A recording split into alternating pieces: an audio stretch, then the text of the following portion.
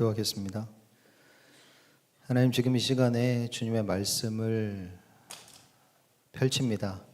이 말씀이 주님께서 원하시는 밭에 잘 떨어질 수 있도록 하나님께서 인도하여 주시옵소서. 모든 것을 주님께 맡겨오며 사랑하는 예수 그리스도의 이름으로 기도드립니다. 아멘. 할렐루야, 반갑습니다. 네, 한 주간이 벌써 돌아왔습니다. 요 몇 주간 이제 하나님께서 주시는 어떤 비슷한 결의 말씀들이 있었는데, 여러분 자신을 잘 돌아보고 계신가요? 좋아요. 이렇게 의도치 않게 몇몇 분과 이렇게 이야기를 하다 보면 좀 어려워하시는 분들이 있는 것 같아서 조금 도움을 드릴까 합니다. 시작 전에 여러분들 목장 이런 모임 같은데 여러분 묵상하시잖아요, 그렇죠? 묵상을 어떻게 해야 되는지 잘 모르시는 분들이 많이 어려워하시는 분들이 있는 것 같아요. 예를 들어서 여러분 그 가나안 여자 하나 기억나시죠? 그런 성경의 말씀을 볼 때 또 예배 때 그거를 같이 나눴잖아요. 그러면 예를 들어서 보세요. 그 가나안 여자 하나가 아픈 자녀가 있었잖아요. 그래서 예수님께 간절히 구했잖아요.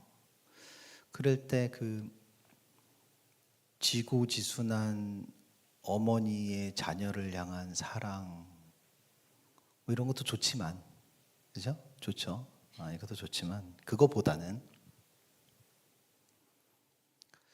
말씀을 이렇게 읽거나 들으면서 그 말씀에 관련된 어떤 궁금한 것들이 생기고 또 그 궁금증을 해결하기 위해서 집중하기보다는, 그것보다는 이 말씀 속에서 예수님과 그리고 나를 발견하는데 집중을 하는 거예요. 나를 보는 겁니다. 성경이라는 이 말씀이 거울이 돼서 나를 비춰보는 거예요. 이 말씀이란 거울을 통해서 나를 들여다보는 그런 시간, 그게 묵상입니다. 그거를 나누는 거예요. 이해가 좀 되시죠? 예.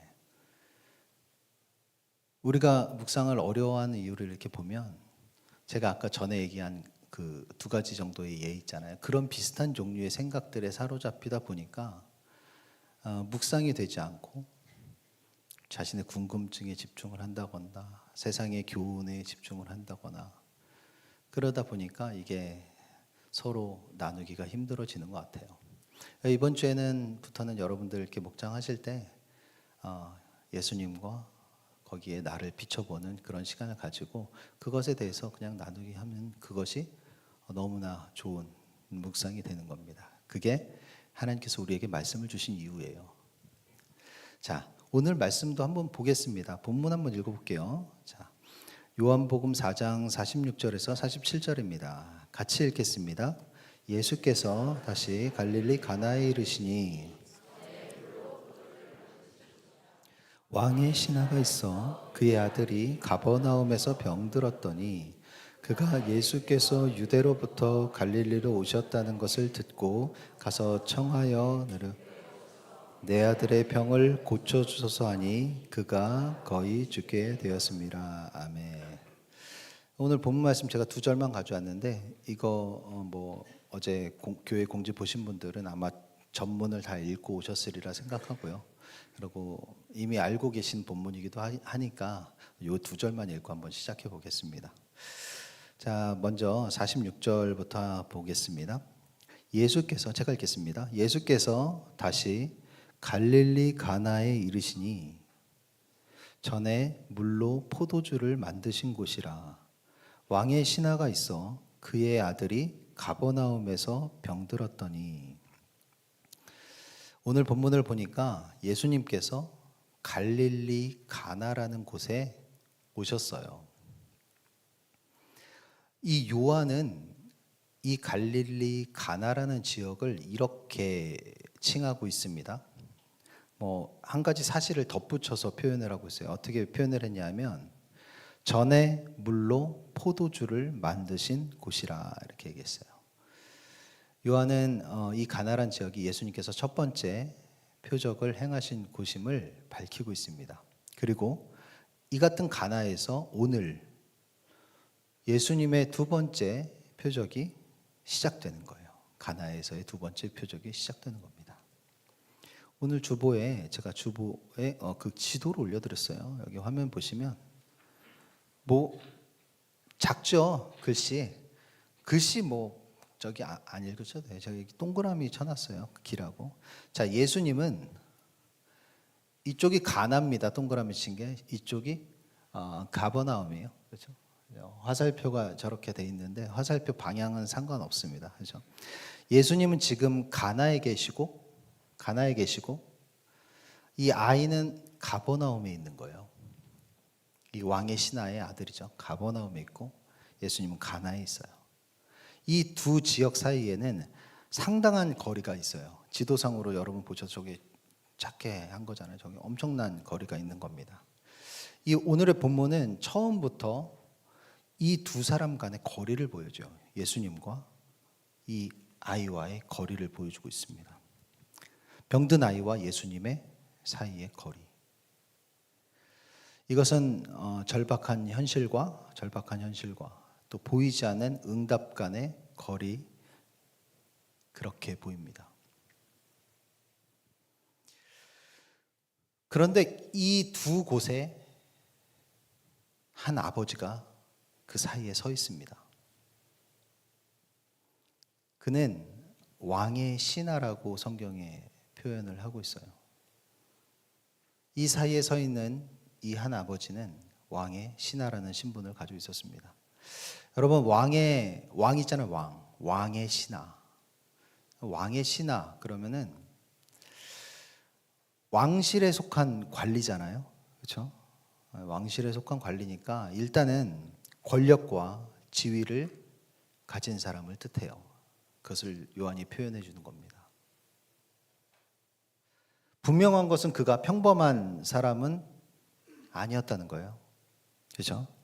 그에게는 뭐가 있었어요? 권력이 있었고 또 사람들을 움직일 수 있는 지위가 있었고 또 일반 사람보다 더 많은 것들을, 많은 자원들을 활용할 수 있는 그런 위치에 있는 사람이었다는 것을 이야기하고 있는 거예요. 그러나 이 왕의 신하는 그의 아들이 병이 들었습니다. 아들의 생명이 위태로워지니까 이 아버지는 자신이 가졌던 것에 한계가 드러나게 됩니다. 높은 자리에 이 아버지는 앉아 있었지만 그 자리가 자신의 아들을 살릴 수가 없었어요. 사람들에게는 어떤 명령도 할 수 있는 사람이었지만 아들이 가진 병 앞에서는 어떤 명령도 하지 못합니다. 병에게는 명령하지 못해요. 많은 것을 소유하고 있었지만 정작 아들에게 줄 수 있는 생명은 가지고 있지 않았어요. 예배자 여러분, 우리도 사실은 이 같은 위기에 앞에 서면 비로소 발견하게 돼요. 우리도. 그렇죠? 내가 가진 것이 많아도 내가 해결할 수 없는 일들이 있고 내가 할 수 있는 것이 많이 있어도 내가 할 수 없는 것이 있다는 것을 발견하게 됩니다. 언제요? 위기 앞에 서야 발견해요. 비로소. 이 아버지는 이 자신의 아이의 생명이 꺼져가고 있는데 자신이 가진 지위와 재산과 인맥과 이런 어떤 것으로도 이 아이를 살릴 수가 없었어요. 이 아버지에게는 엄청 절박한 그런 상황입니다. 바로 그때 이 아버지는 예수님의 소식을 접하게 돼요. 예수의 소식을 접하게 되는 겁니다. 그가 예수께서 유대로부터 갈릴리로 오셨다는 것을 듣고 가서 청하되 내려오셔서 내 아들의 병을 고쳐주소서. 그가 거의 죽게 되었습니다. 왕의 신하는 예수라는 사람이 예수께서 유대로부터 갈릴리 가나로 오셨다는 소식을 접합니다. 그래서 그는 가버나움에서부터 가나까지 예수님을 향해 걸음을 걷습니다.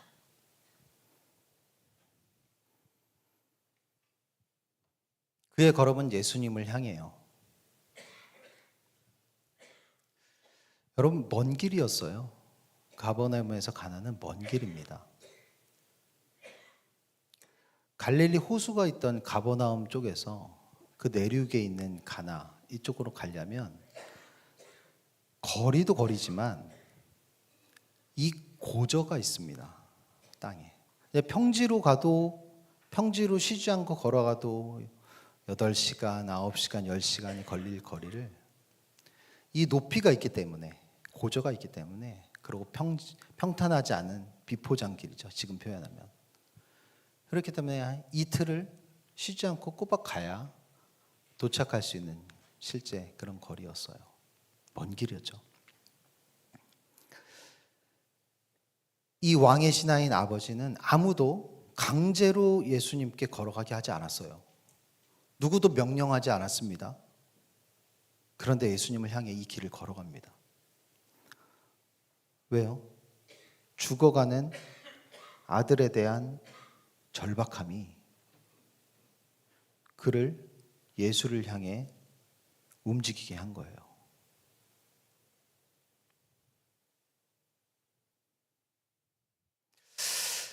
드디어 그가 예수님 앞에 서요. 그리고 예수님을 마주합니다. 우리 몇 주 동안에 했던 그 모든 성경의 이야기가 비슷해 보여요. 그렇죠? 예수님 앞에 이 아버지도 서게 돼요. 그리고 청합니다. 오늘 아까 읽은 그 구절에 뭐라고 돼 있냐면 청하다 이렇게 돼 있어요. 그렇죠? 청하되. 본문에서 청하였단 말은 뭡니까? 어떤 의미가 있을까요? 이 원문을 보면 가볍게 한번 부탁했다 이런 뜻이 아니에요. 그리고 뭐 정중하고 차분하게 부탁드렸다 이런 뜻이 아닙니다. 이 청하다는 간절하게 부탁하는 아주 절박한 요구입니다. 아주 절박한 요구예요. 시간이 얼마 남지 않았다는 것을 아는 이 아버지는 절박했어요. 제발, 예수님 제발 내려와 주세요. 나와 함께 내려가 주세요. 내려가서 내 아이를 고쳐주세요.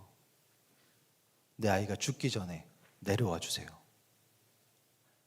라고 이 아버지는 예수님 앞에서 계속해서 간청합니다. 여러분, 이 아버지는 예수님께서 자신의 아이를 고칠 수 있다는 것을 믿고 있었던 것 같아요. 그렇죠? 맞아요. 이 아버지는 자신의 아이를 예수님께서 고칠 수 있다는 것을 믿었어요.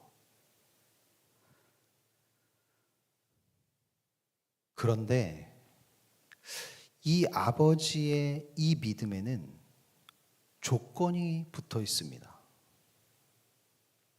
여러분 눈치채신 분들 있을 거예요. 이 아버지의 믿음에는 조건이 있었어요. 예수님께서 직접 내 아이가 있는 곳으로 가셔야 한다고 생각했어요.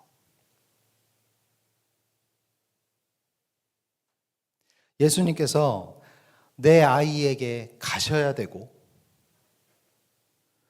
병든 아들을 직접 보셔야 되고, 그 아이의 몸에 손을 대고 증세를 보고 치료하셔야 된다고 생각했어요.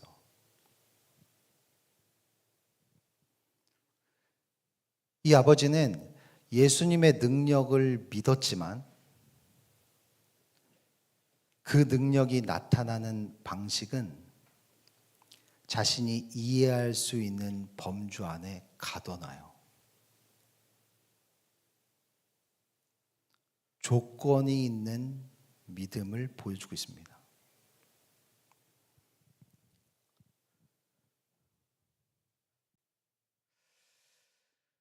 청와대 내려오셔서 내 아들의 병을 고쳐주소서. 예수님께서 오시면 살 수 있습니다.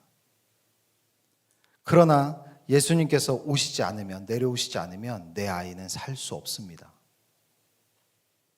나랑 같이 가서 아이를 보고 치료해 주세요 라고 이 아버지는 청구했는 거예요.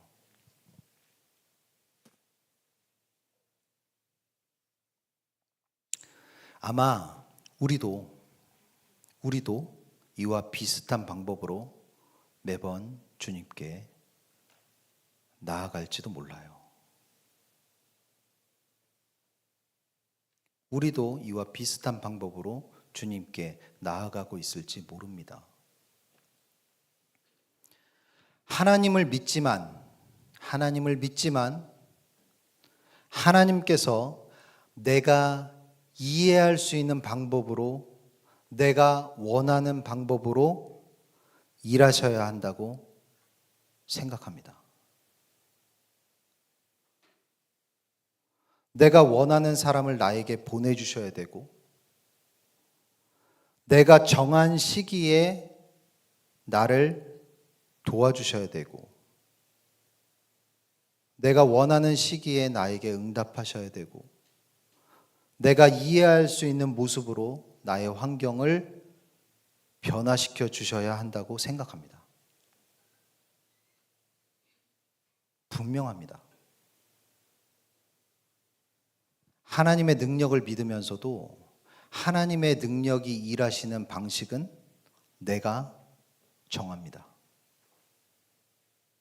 하나님을 믿고 하나님의 능력을 믿으면서도 하나님이 능력이 일하시는 방식은 여러분이 정하고 있습니다.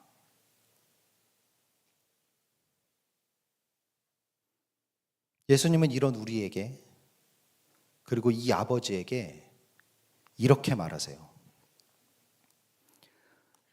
같이 읽겠습니다. 예수께서 이르시되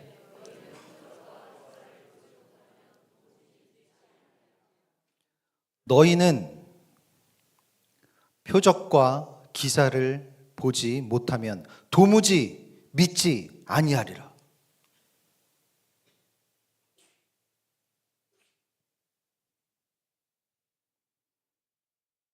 거절입니다. 예수님의 거절이에요.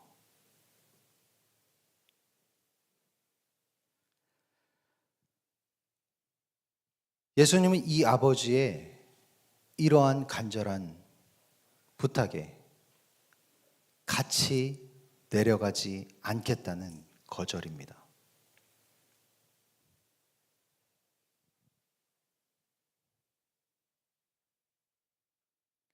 그리고 예수님의 시선은 이제 이 아버지에게 주목하기 시작해요. 잠시 후 아버지가 조심스럽게 입을 엽니다. 주여, 내 아이가 죽기 전에 내려오소서.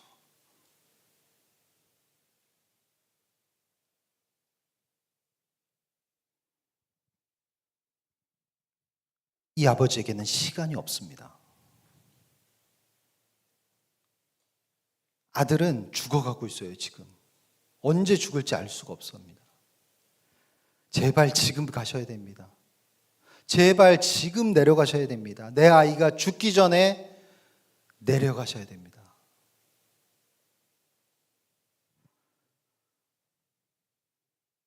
예수님의 거절에도 불구하고 오히려 더 간절히 구합니다. 내 아이가 죽기 전에 내려가셔야 됩니다.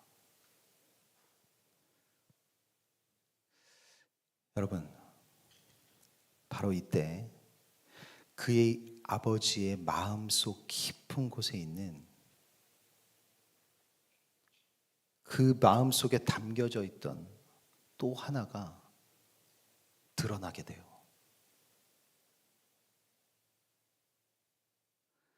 아이가 살아있을 때는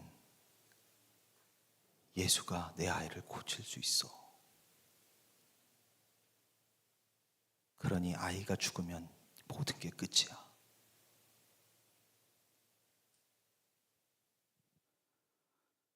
이 아버지는 예수님의 능력을 믿었지만 죽음 앞에서는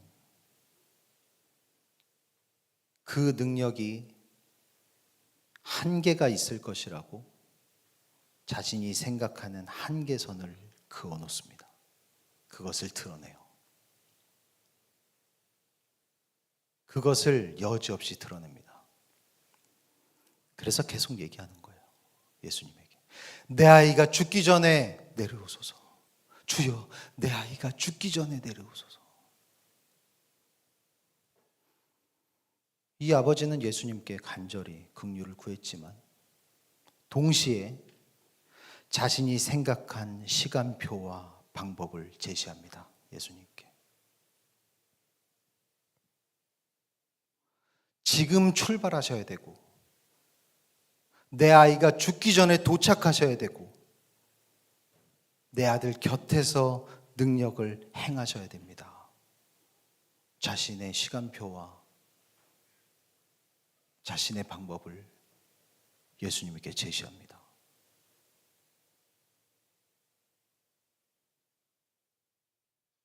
말은 그냥 하는 게 아닙니다. 그 사람의 마음에 깊은 곳에 있는 것이 흘러나오는 거예요. 특히 흔들리는 상황과 위기와 어려운 상황 앞에서 여지없이 흘러나옵니다. 예수님은 뭐라고 하셨을까요? 뭐라고 하셨을까요?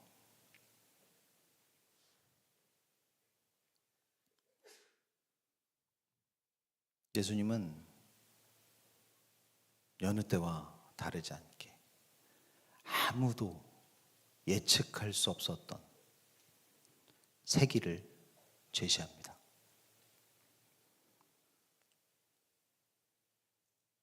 가라.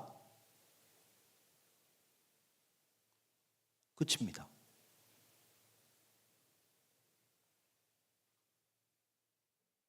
내가 한 문장의 말을 줄 건데 이 문장을 가지고 이 말씀을 가지고 가라. 끝입니다.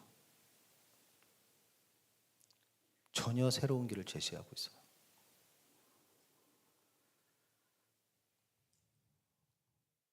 예수께서 이르시되 가라. 내 아들이 살아있다. 끝입니다.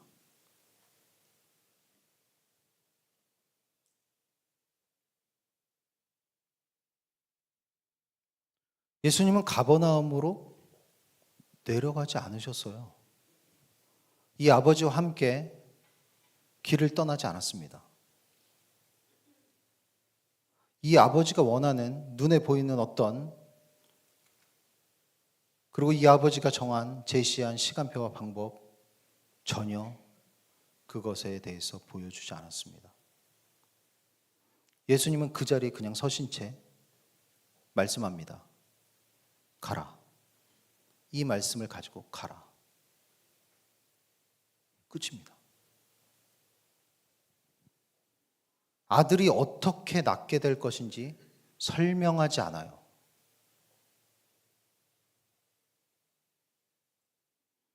병이 어떤 과정을 거쳐서 어떻게 이 병이 떠날 것인지 이해시키지 않습니다.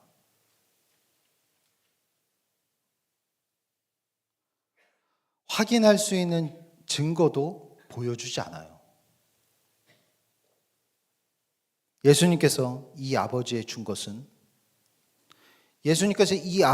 준 것은 우리가 원하는 이해가 아니었습니다.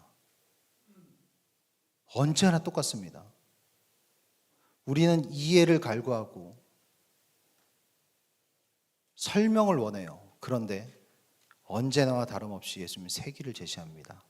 예수님께서 이 아버지에게 준 것은 우리가 원하는 이해가 아니었어요. 예수님께서는 새 길을 제시합니다. 이 말씀을 가지고 가라. 끝입니다.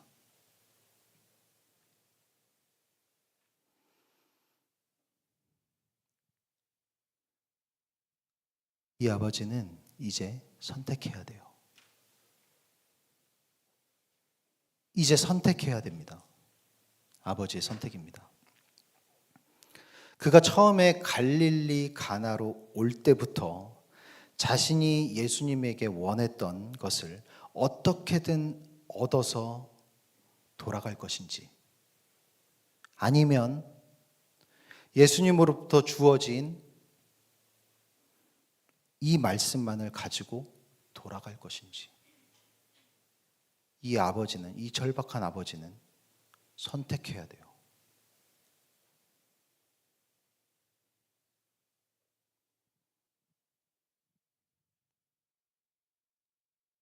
여러분은 어떤 선택하시겠습니까? 여러분은 이제껏 살아오면서 어떤 선택을 하셨습니까? 주무시는 선택을 하시나요, 지금? 일주일에 30분인데. 여러분, 주무시는 게 과반수 이상이 되면 저도 여기서 자겠습니다.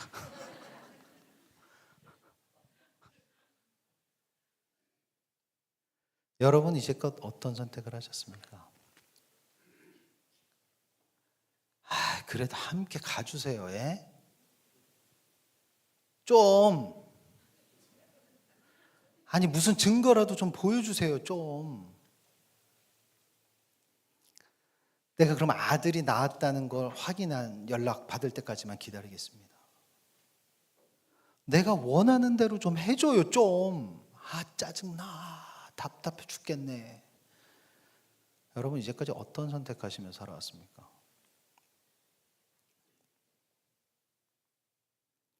예수께서 이르시되 가라, 내 아들이 살아있다. 예수님의 시선은 이제 이 아버지에게 주목하고 있어요.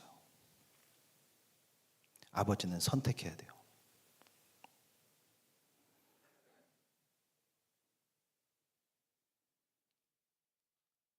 예수께서 하신 말씀을 믿고 가더니,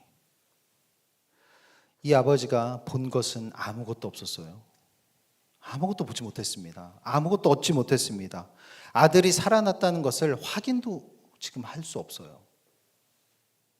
열이 내렸다는 종들의 보고도 오지 않았습니다. 예수님이 가버나움 방향으로 움직이신 것도 전혀 아니에요. 예수님은 여전히 가나에 계시고 자신의 병든 아이는 여전히 가버나움에 있고 이 아버지는 여전히 그 사이에 서 있습니다. 상황은 아무것도 변한 게 없습니다. 아무런 변화가 없는 상황입니다. 그런데 이 아버지가 가버나움에서 오던 때와 다시 지금 가버나움으로 돌아갈 때 변한 것은 딱 한 가지 있습니다. 한 가지가 달라졌습니다.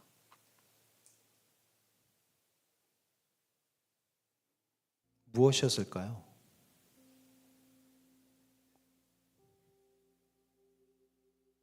아무 상황도 변한 게 없어요. 그러나 변한 것은 하나입니다.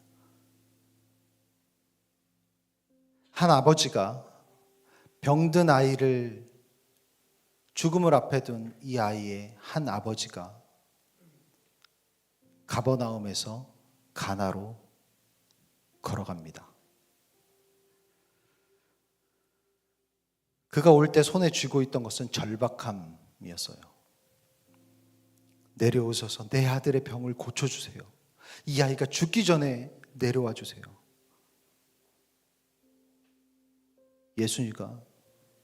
예수님이 내가 생각한 대로 움직여야 내 상황도 움직일 것이라 확신했습니다. 그러나 예수님은 이 아버지와 함께 가지 않으셨어요.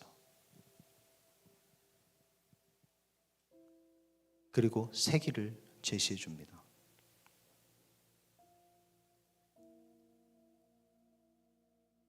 그건 그저 그분의 말씀, 그거 하나였습니다. 가라. 내 아들이 살아있다. 이 아버지의 선택은 예수님이 제시한 새 길이었습니다. 아들이 살아있다는 거 보지 못했어요. 이 아버지가 어떻게 돌아갈 수 있습니까, 여러분들? 그런데 걸음 옮깁니다. 종들의 소식도 들려오지 않아요.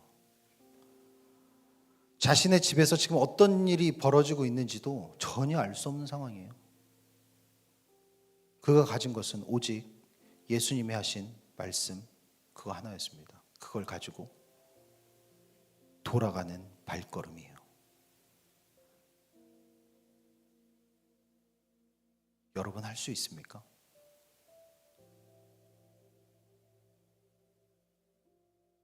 그런데 이 아버지는 돌아갔습니다. 가라. 예수님께 올 때는 자신의 아이를 고치기 위해 걸어왔어요. 그러나 돌아가는 길에는 말씀을 따라서 걸어갑니다. 그가 예수님에게 올 때는 눈에 보이는 동행을 원했어요. 그러나 돌아가는 길은 눈에 보이지 않는 말씀과 동행하고 있습니다. 올 때는 절박함이 이 아버지를 이끌었지만 돌아오는 길에는 말씀이 그를 이끌어 가고 있습니다. 이 아버지가 걸었던 길은 단지 집으로 돌아오는 길이 아니었어요. 절박함으로 찾아갔던 사람이 믿음의 사람으로 돌아오는 길이었습니다. 눈에 보이는 것을 요구하던 사람이 말씀을 따르는 사람으로 돌아오는 길이었어요. 그 길은 내 문제를 해결해 줄 예수를 찾던 사람이 예수님의 말씀을 찾는 사람으로 돌아오는 길이었습니다.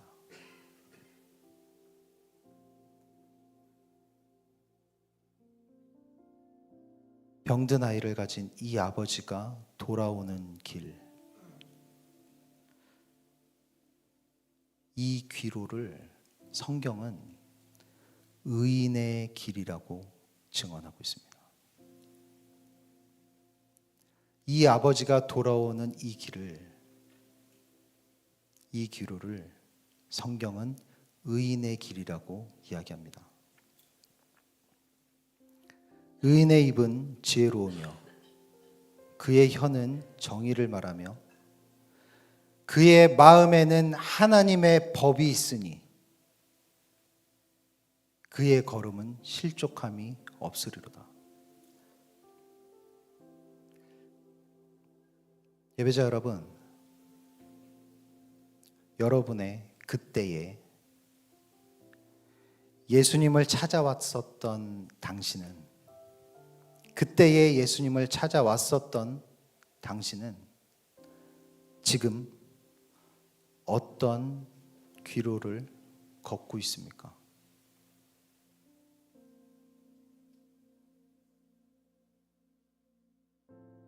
어떤 길을 걸어서 돌아오고 있습니까?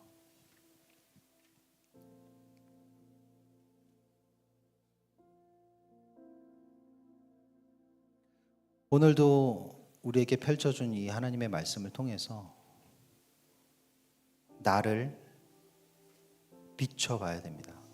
그것이 하나님께서 우리에게 말씀을 주신 이유입니다.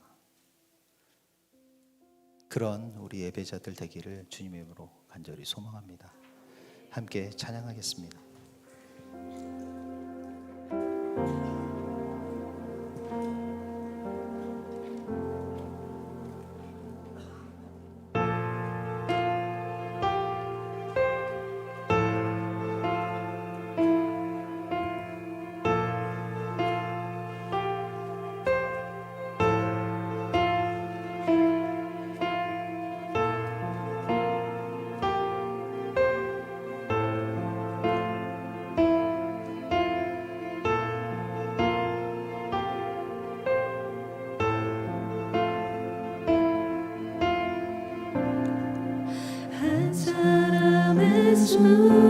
순종으로 의롭다 하심을 얻네.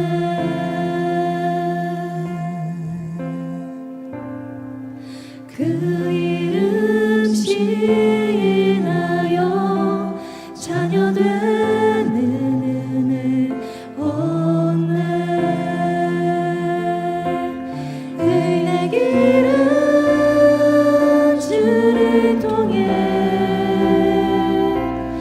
영원한 생명 주를 통해